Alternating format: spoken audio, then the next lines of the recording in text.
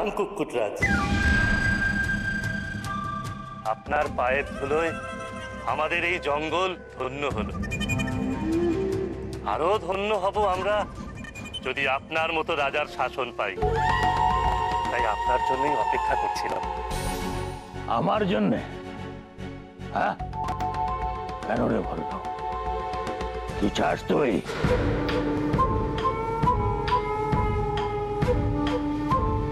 চাই তো শুধু আমি ক্ষমতা।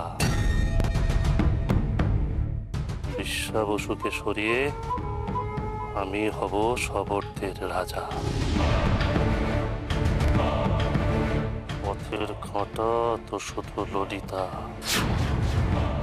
ওটাকে সরাতে পারলেই। এই, কি বিড়বিড় করছিস? পরিষ্কার করে বল, কি চাস? আমি শুধু আপনাকেই সেবা করতে চাই কুক্কুটরাজ।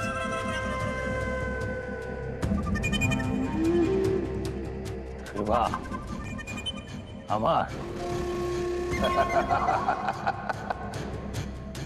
শোন বললো, সেবা নেওয়ার মতন সময় বা ইচ্ছে কোনোটাই আমার নেই। আমি এখন যাব তোদের গায়ে, সবর গায়ে। সেখানে আমার ছেলে মুন্ডকের অপমান হয়েছে, তার প্রতিশোধ দিতে হবে আমাকে। দেখো না আমার বাবা কিভাবে প্রতিশোধ নেয়, তাই না বলো বাবা? বিশ্ব বসুর মুখোমুখি হব আমি। দেখি ক্ষমতা কত। কচার দেখি দেখি কত ক্ষমতা, দেখি। পথ ছাড়বো কেন কুক্কুটরাজ? বরং আপনাকে পথ দেখিয়ে নিয়ে যাব বিশ্বা বসুর কাছে। আর আপনি ক্ষমতার কথা বলছিলেন, কোনো ক্ষমতা নেই এখন ওর। তাই বলছিলাম কুক্কুটরাজ, শুধু নিজের ছেলের অপমানের প্রতিশোধটুকু কেন নেবেন? গোটা রাজত্বটাই অধিকার করে নিন না। আমি সাহায্য করব আপনাকে। বাবা, এই লোকটা বলে কি গো? আসুন আসুন কুক্কুটরাজ, আসুন আসুন আসুন আসুন।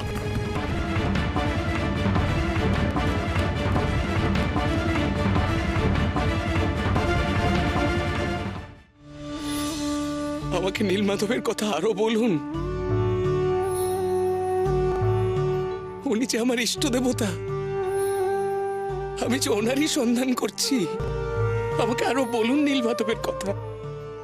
আপনার প্রতীক্ষার দিন এবার শেষ হতে চলেছে মহারাজ।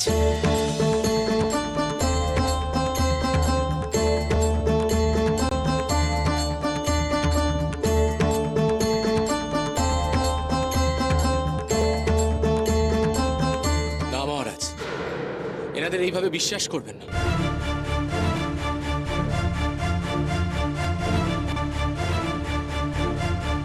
এটাও এক ধরনের ছলনা হতে পারে। সেদিন রাতে একজন সবর উপজাতির মহিলাকে দেখো বিদ্যাপতি, সবসময় বহিরঙ্গকে দেখে অন্তরঙ্গ বিচার করা যায় না।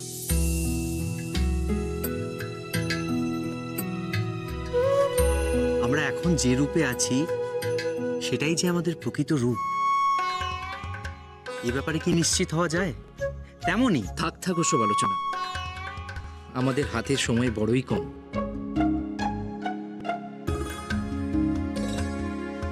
শুধু এইটুকুই আপনাকে বলতে এসেছি, নীলমাধব সম্পর্কে এই বার্তাটুকু দিতেই আমাদের আশা।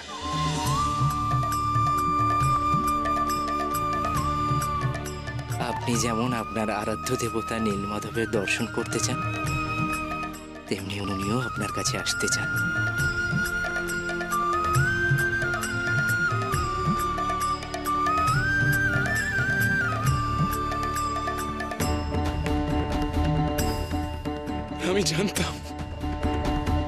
আমি জানতাম প্রভু আমার কাছে আসতে চাইছেন।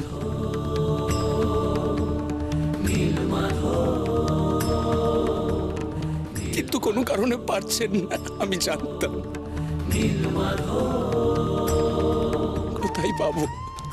কোথায় পাবো আমি আমার নীলমাধবকে? বেশি দূরে নয়, আপনার চারপাশ খুঁজলেই তাকে পাবেন। তবে প্রাসাদে বসে থাকলে যে তাকে পাওয়া যাবে না মহারাজ? তার সন্ধান করুন।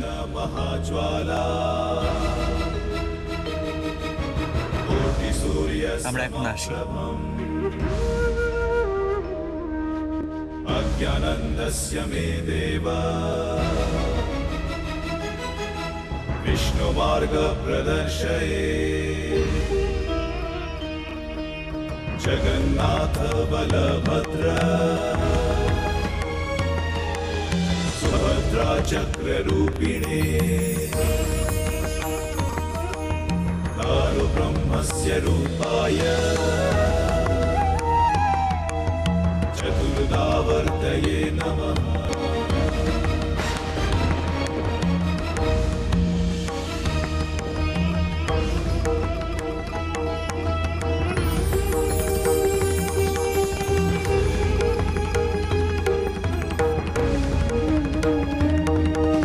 सुदर्शन महाज्वाला कोटिसूर्यसमप्रभ अज्ञानन्दस्य मे देव विष्णुमार्गप्रदर्शये जगन्नाथ बलभद्र सुभद्रा चक्ररूपिणे दारु ब्रह्मस्य रूप। আমি আবার সেই সুগন্ধ পাচ্ছি,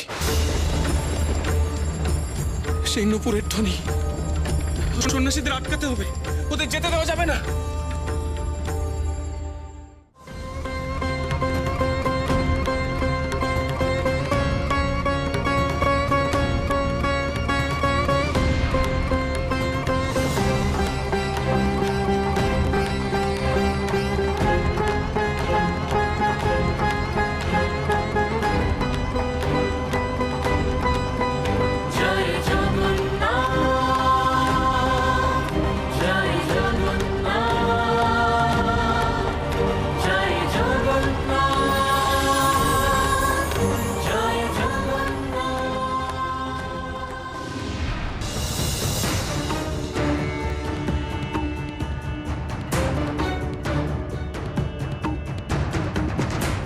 বিদ্যাপতি, ওনারা কোথায় গেলেন?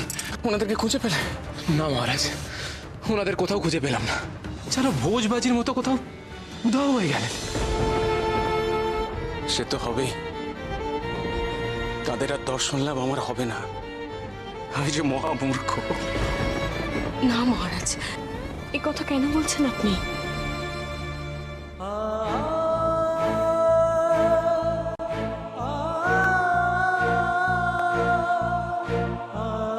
আমি যে আমার প্রভুকে চিনতে পারিনি গুন্ডিচা। তিনি স্বয়ং এসেছিলেন আমার কাছে।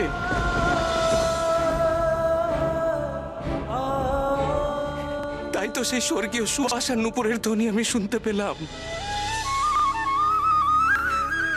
হে প্রভু, হে করুণাময়, তোমার এত করুণা,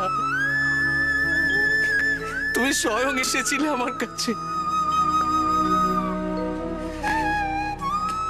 কিন্তু প্রভু, তুমি যখন এলে তো ছদ্মবেশে কেন এলে?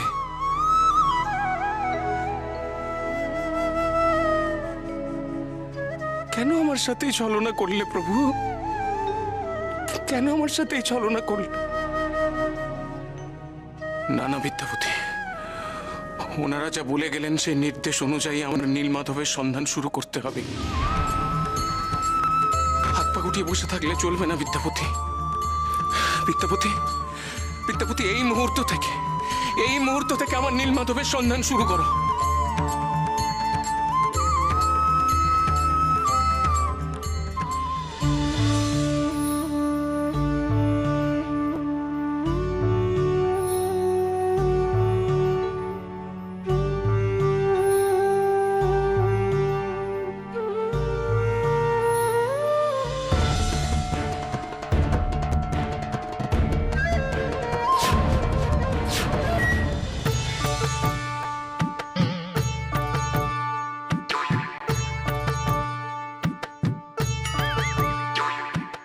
তুমি ক্ষমা চাইবে কিনা বলো বিশ্বা বসু।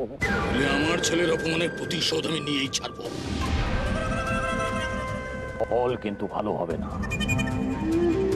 ভয় দেখাচ্ছ নাকি কুকুররাজ? সাহস তো কম নয় তোমার। অপরাধ করবে, আবার উল্টা আমাদেরকে রক্তচক্ষু দেখাবে। কি অপরাধ করেছি আমি? হ্যাঁ, কি অপরাধ করেছি? একদম চুপ। বাবা গো, বাবা দেখো না, মেয়েটা আমাকে ধমকাচ্ছে। খুব বাজে মেয়েটা, খালি ধমকায়। দেখো দেখো, আমার নাকটা কেটে সুর্পনখার মতো করে দিয়েছে শুধু শুধু। শুধু শুধু শুধু শুধু নয় তো কি? হ্যাঁ, শুধু শুধু নয় তো কি? আমি তো হাত ধরে একটু সোহাগের দুটো কথা বলতে চেয়েছিলাম। হাত ধরে সোহাগের কথা বলাটা কি অপরাধ? হ্যাঁ, ও বাবা, কি বলো? অপরাধ, 100 বার অপরাধ। ও বাবা গো, আমার ধমকালো।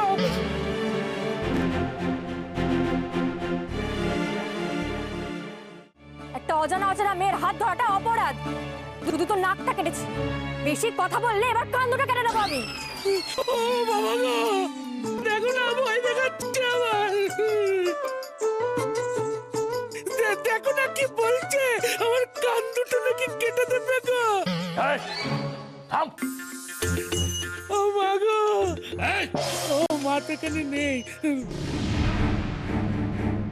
শোনো বিশ্বা বসু, তুমি যদি আমার ছেলের কাছে ঘাড় নত করে ক্ষমা না চাও, তবে আমি কিন্তু সত্যি তোমায় ছেড়ে দেব না। শেষবারের মতো বলছি, তুমি ক্ষমা চাইবে কিনা বলো। তো মহা সমস্যা। ছেলেটা তো একটা মস্ত গাধা, কিচ্ছু বোঝে না। বাবাও কি তাই? একবার বললে বোঝো না? আমি তো বললাম, সবররাজ বিশ্বা বসু কারোর কাছে ক্ষমা চাইবে না। মাথা হেড করা তো অনেক দূরের কথা। যাও, এক্ষুনি তোমরা বেরিয়ে যাও ওখান থেকে।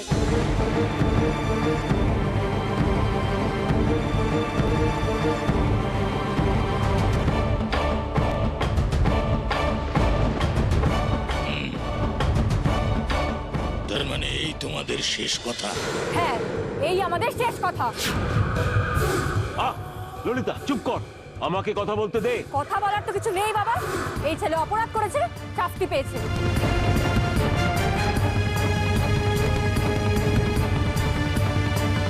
শোনো বিশ্বা বসু, আমার ছেলের অপমান হয়েছে, রক্ত ঝরেছে।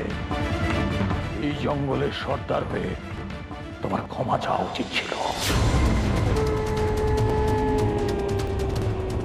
তা যখন হলো না, তখন আমি এর শেষ থেকে ছাড়ব। আমার ছেলের প্রত্যেকটা রক্তের ফোঁটার দাম তোমায় দিতে হবে।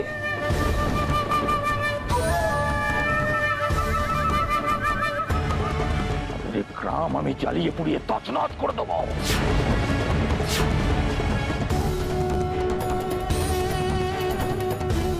আমার সৈন্যরা তোমার এই গ্রাম ঘিরে রেখেছে।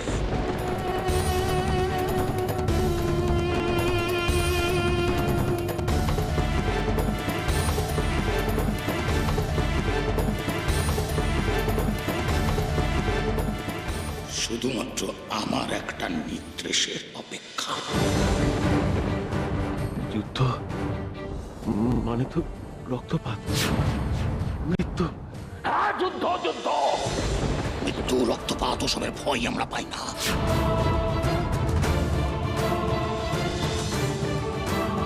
তোমার এই জঙ্গল জ্বালিয়ে পুড়িয়ে শেষ করে দেবো, শ্মশান করে দেবো আমি। দাঁড়ান কুকুররাজ, দাঁড়ান দাঁড়ান দাঁড়ান। এত তাড়াতাড়ি কোনো সিদ্ধান্ত নেবেন না। দেখুন, যুদ্ধ মানে তো অকারণ লোকক্ষয়। আমাদের সর্দার অহিংস, তাকে একটু ভাববার সময় দিন, একটু সময় দিন। সর্দার, এসো সর্দার। কি হয়েছে কি? তোমার সাথে আমার কথা আছে, ভিতরে এসো। না, তুই না, শুধু আমি আর সর্দার। বললো বললো, শোন।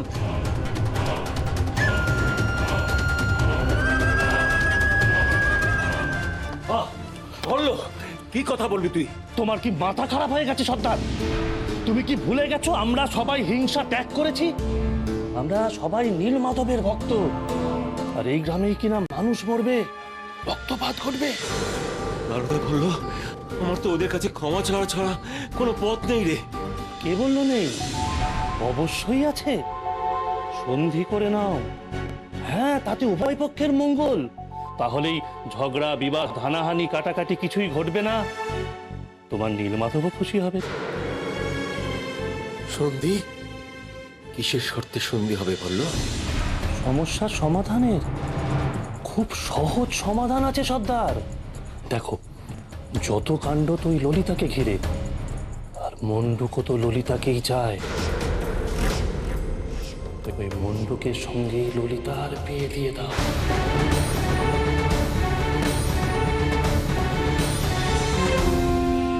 তাহলে কুকুররাজের সঙ্গেও তোমার একটা আত্মীয়তার সম্পর্ক তৈরি হবে, আর দুই গ্রামের মানুষও ঝগড়া বিবাদ ভুলে ভালোবাসার জয়গান গাইবে। কি বলছিস বল, কি বলছিস তুই?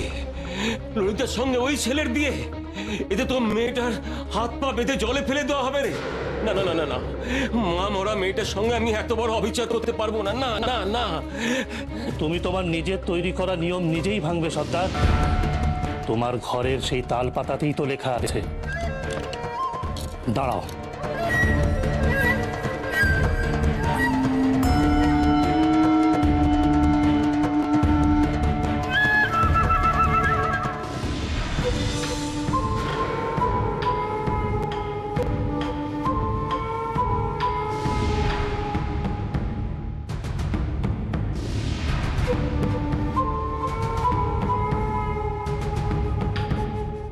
এই দেখো সর্দার,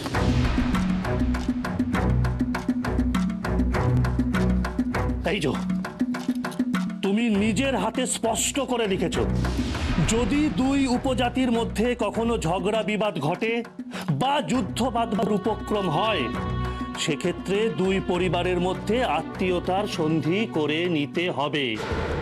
দুই পরিবারের মধ্যে বিয়ে দিয়ে উভয় পক্ষের মঙ্গল সাধনা করতে হবে। তুমি লিখেছ সর্দার, তুমি লিখেছ। ঠিকই তো, এই নিয়ম তো আমিই করেছি, কিন্তু এ কথা আমি ললিতাকে বলবো কোন মুখে? বাপ হয়ে মেয়ের এত বড় সর্বনাশ করব, এ তো আমার উভয় সংকট। একদিকে মেয়ে, আরেকদিকে প্রজারা। আমি আমি কার পক্ষ নেব? সর্দার, এমন দোটানায় ফেললাম, শত চেষ্টা করলেও এই জাল কেটে বেরোতে পারবে না।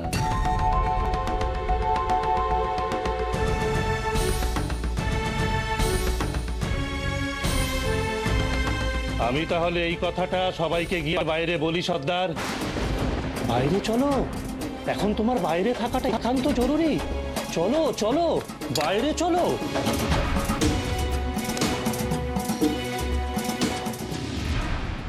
শোনো শোনো সকলে, আমাদের সর্দার অহিংস, তাই অকারণ রক্তপাত থেকে তিনি দুই গ্রামের মানুষকেই বাঁচাতে চান। তাকে এর জন্য ক্ষমাও চাইতে হবে না, আর আমাদের মানও থাকবে।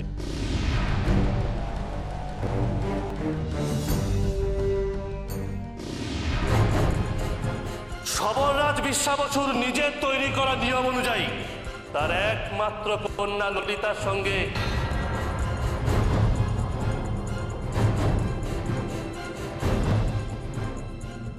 কুক্কুটরাজের একমাত্র পুত্র মন্ডুকের সামনের লগ্নেই বিয়ে দিতে চায়।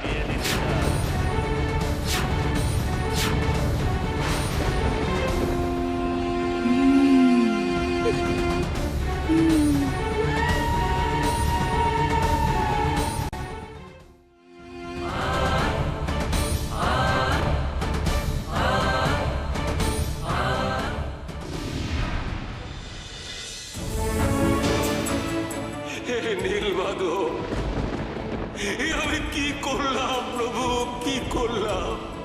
জেনে বুঝে এত বড় অন্যায় করছি আমি। আমার ললিতা মায়ের সঙ্গে কি অবিচার করছি আমি। মা মরা মেয়েটাকে দিকে আমি তাকাতে পারছি না নীলমাধব। আমি ওর হাত পা বেঁধে জলে ফেলে দিচ্ছি, কিন্তু প্রভু আমি তো নিরুপায়, আমি নিরুপায় প্রভু। আমাকে ক্ষমা করে দাও নীলমাধব, আমাকে ক্ষমা করো, ক্ষমা করে দাও।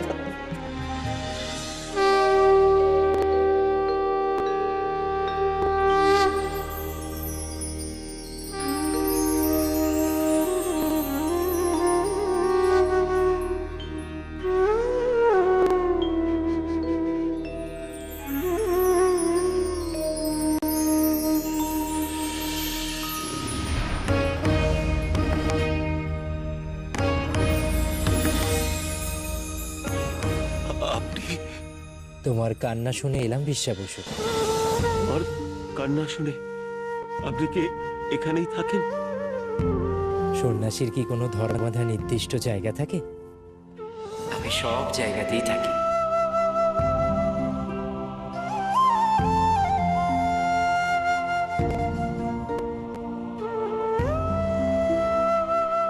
ও আচ্ছা, ঠিক আছে, আমি যাই। চলে যাচ্ছ কেন বিশ্বা বসু?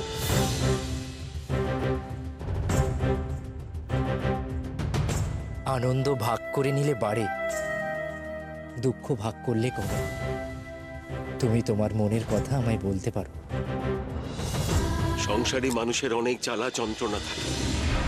আপনি সন্ন্যাসী, আপনি বুঝবেন না। সংসারের মাঝে সন্ন্যাসী নিয়েই তো আছি, আর আমি বুঝবো না? তোমার মনে এত কষ্ট কেন ললিতার বিয়ের জন্য?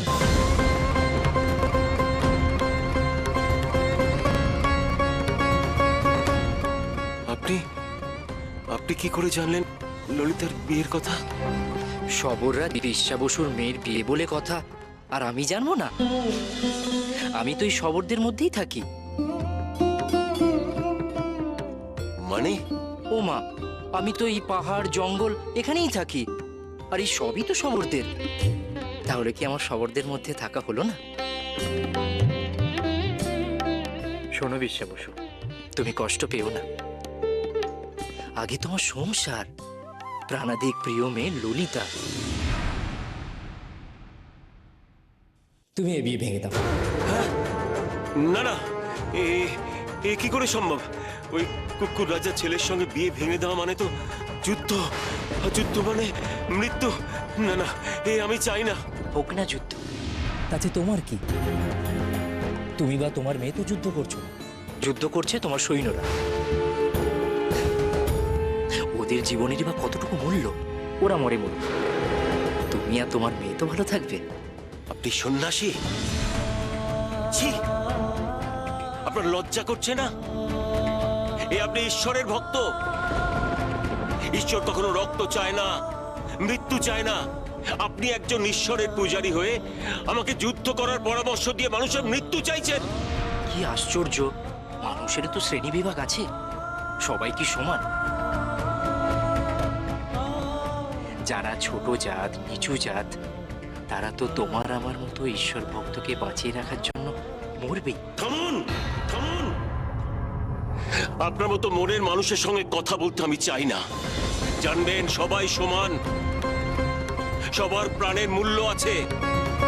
আর শুধু আমার মেয়ের জীবন কেন, আমার প্রাণের জন্য আমি আমার প্রজাদের বিপদের মুখে ঠেলে দিতে পারবো না।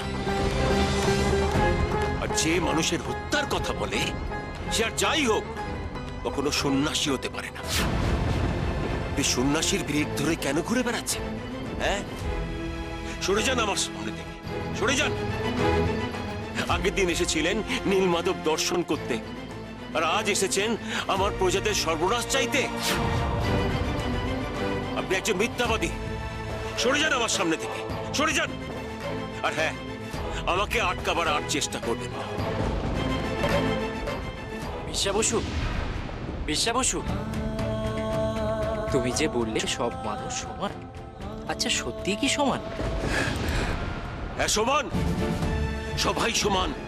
আচ্ছা বেশ, তবে তাই যদি হয়, নীলমাধবের দর্শন তুমি একাই কেন লাভ করছো? তাদের সকলকে তোমার সমান করে নিয়ে তাদেরকে কেন নীলমাধবের দর্শন করাচ্ছ না? কি হলো বিশ্বা বসু, উত্তর দাও, চুপ করে থেকো না। কেন কেন উত্তর দিতে যাব? আমি কি আপনার কাছে দায়বদ্ধ?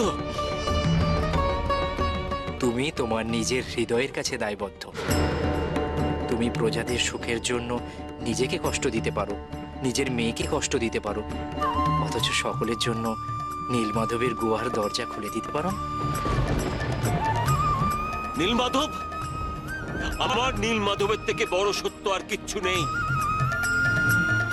আমি আমার প্রজাদের যেমন বিপদের মুখে ঠেলে দিতে পারি না, তেমনই গুহার দরজা খুলে আপনার মতো ভণ্ডর হাতে আমি আমার নীলমাধবকে তুলে দিতে পারবো না। অনেক কথা বলেছেন আপনি, অনেক কথা, কিন্তু ঘুরে ফিরে আপনার উদ্দেশ্য সেই একই, আমার প্রজাদের সর্বনাশ করা, আমার নীল মাধবকে কেড়ে নেওয়া। কিন্তু জেনে রাখুন, এ দুটোর কোনোটাই সম্ভব নয়। আমার নীল মাধব আপনার মতো ভণ্ড নয়, তিনি সত্য, তিনি ঠিক। আমাকে পথ বলে দেবেন। জয় নীল মাধব, জয় নীল মাধব। আর এক মুহূর্ত আমি আপনার সামনে থাকবো না, আর পিছু ডাকবেন না আমাকে। বিশ্বা বসু,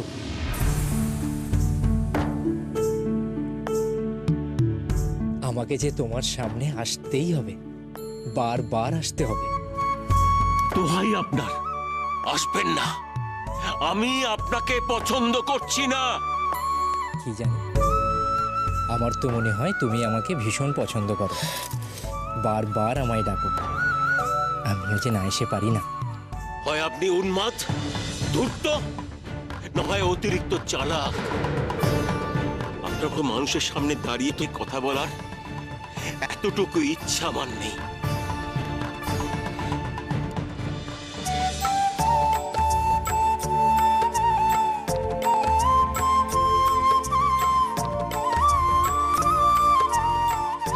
তুমি আমায় সঠিক চিনেছ বিশ্বা বসু।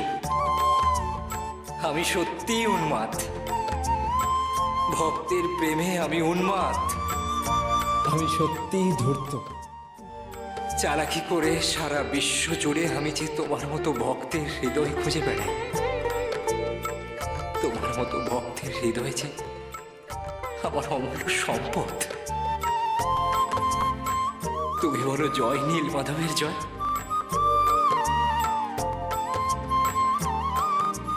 আর আমি বলি জয় ভক্তের জয়, জয় ভক্তের জয়, জয় ভক্তের জয়।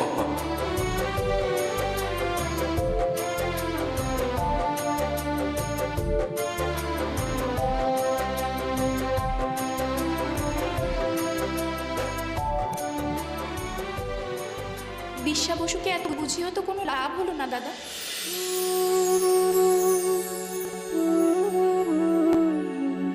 কে বলেছে লাভ হয়নি? আমাকে আঘাত করার অছিলায় বিশ্বা বসু কত প্রেম দিয়ে গেল বলতো। ভক্তের প্রেমের চেয়ে লাভজনক আর কি বা হতে পারে? কিন্তু ওদিকে রাজা ইন্দ্রদ্যুম্ন নীলমাধব দর্শন করার জন্য ব্যাকুল। তার কাছে তো তোমায় ধরা দিতে হবে কানাই। আমার দুই ভক্তই যে সমান বলরাম দাদা। একদিকে যেমন শবররাজ বিশ্বা বসু, তেমনি অন্যদিকে মালব্যরাজ ইন্দ্রদ্যুম্ন। এরা দুজনেই বুঝে গেছে ধর্মের সার কথা, দুজনেই বুঝে গেছে সবার আগে মানুষ। এখন আমি দ্বিধাগ্রস্ত, কার কাছে ধরা দেব আমি?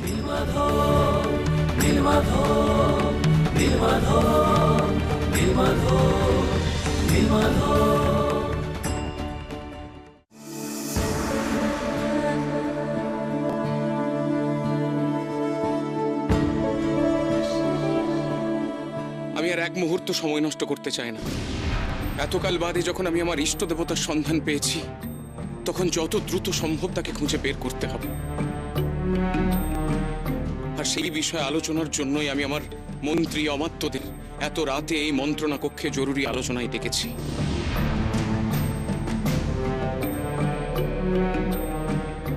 কিন্তু রাজগুরু ব্রহ্মানন্দ স্বামী তো এখন এলেন না বিদ্যাপতি। তুমি তাকে জানিয়েছিলে তো এই জরুরি আলোচনার কথা? আগে হ্যাঁ মহারাজ, তিনি জানিয়েছেন তিনি একটা গুরুত্বপূর্ণ গণনার কাজ শেষ করে তারপর আসবেন।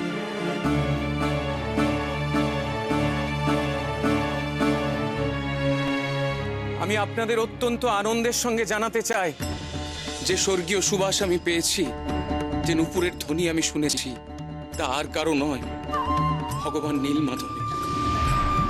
আমার অনুমানই ঠিক ছিল।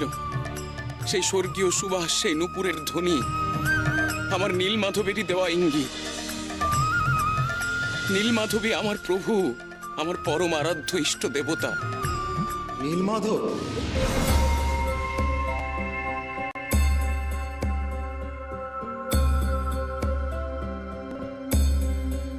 নীলমাধব আবার কি মহারাজ? বিদ্যাপতি তো মরলই না, এখন আবার নীলমাধবের কাহিনী শুরু হল।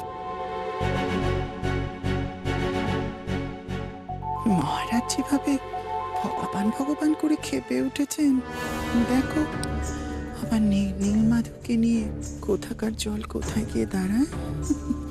তবে কে বলতে পারে এই নীলমাধবকে দিয়ে সূত্র ধরে তুমি হয়তো তোমার শত্রু নিধনের পথ খুঁজে পাবে। সুতরাং ধৈর্য ধরো। আমার কাছে 3 সন্ন্যাসিনী এসেছিলেন, তারাই আমাকে জানিয়ে গেছেন নীলমাধবের কথা। আমরা শুধু এটুকু জানাতে এসেছি, আপনি যে সুবাস পেয়েছেন তা নীলমাধবের সুবাস। হ্যাঁ মহারাজ, নীলমাধব। আপনি যে নিক্ষণ শুনতে পেয়েছেন তা তারই নূপুরের ধ্বনি। তারা আমাকে বলেছেন আমার চারদিকেই তিনি আছেন, শুধু আমাকে খুঁজে নিতে হবে। তাই আমি আপনাদের বলছি, আগামীকাল সূর্যোদয়ের সাথে সাথে আপনারা বেরিয়ে পড়ুন নীলমাধবের সন্ধানে। কিন্তু দাদা, 3 জন অচেনা অজানা সন্ন্যাসীদের কথা শুনে রাজ্যের সমস্ত মন্ত্রী আমত্তদের বেরিয়ে পড়াটা কি ঠিক হবে? মহারাজ যখন কথা বলছেন তখন মহারাজের কথার মাঝখানে কথা বলা অভদ্রতা। আশা করি এইটুকু সম্মান আপনারা সবাই বজায় রাখবেন।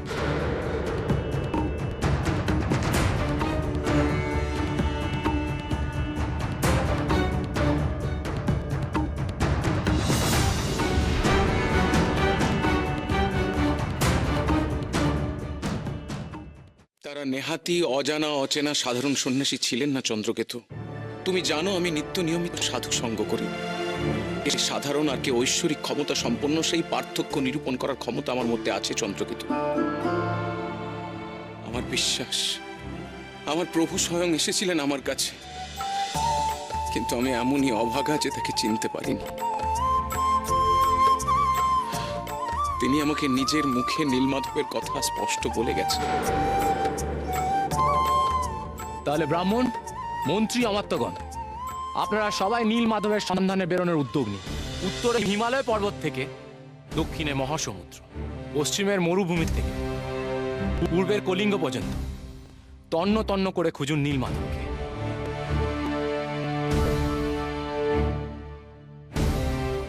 এবার আপনারা বলুন কে কোন দিকে যাবেন? অমাত্য রতিকান্ত, আপনি নীলমাধবের সন্ধানে যেতে প্রস্তুত তো? অবশ্যই মহারাজ, এ তো আমার সৌভাগ্য। মহারাজ, দক্ষিণে আমার স্ত্রীর পিত্রালয়, আমি একাধিকবার সেদিকে গিয়েছি। ওখানকার পথঘাট, মানুষের ভাষা, দেবস্থান সব আমার খুবই পরিচিত। আপনি যদি অনুগ্রহ করে আমায় দক্ষিণ দিকে যাবার অনুমতি দেন। বেশ, আপনি দক্ষিণেই যান। আমি ধন্য মহারাজ। আশা করি খুব দ্রুতই আমি আপনাকে শুভ সংবাদ দিতে পারবো মহারাজ। উত্তম। উত্তরে কে যাবে? উত্তরে আমি যাব মহারাজ। কাশীধামে আমার গুরুদেব থাকেন, তিনি নিশ্চিত নীলমাধবের সন্ধান দিতে পারবেন। ব্রাহ্মণ মহাদেব শর্মা, আপনারা রাজকোষ থেকে প্রয়োজনীয় অর্থ, সৈন্য, অশ্ব আর যা যা প্রয়োজন সবকিছু আপনাদের সঙ্গে নিয়ে নেবেন। এবার বলুন পশ্চিমে কে যাবেন?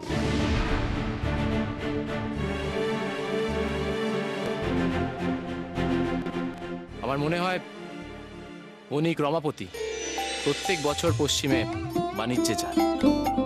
আপনার ওদিকটা যাওয়া ঠিক হবে।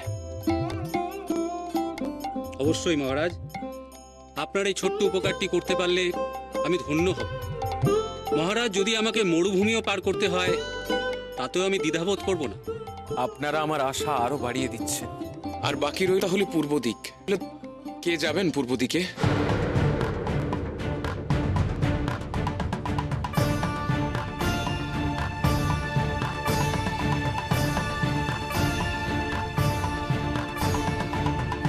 হলো বলুন?